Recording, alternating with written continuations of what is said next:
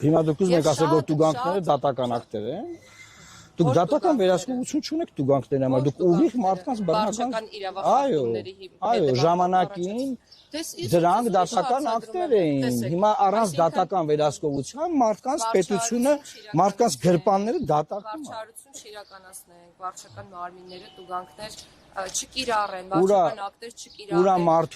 Ուրա մարդու շահերը պաշտպանող հսկողությունը,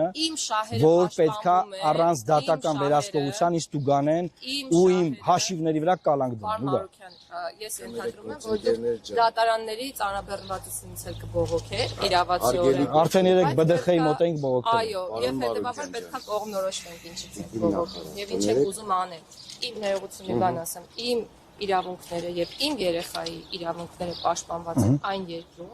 որտեղ կա իրավակարգ եւ այդ իրավակարգը պաշտպանված է։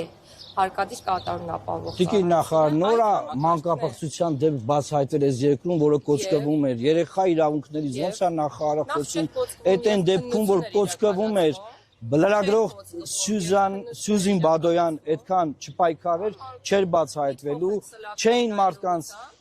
աշխատանքից ազատելու, պաշտոնանկ անելու, լավ էլի։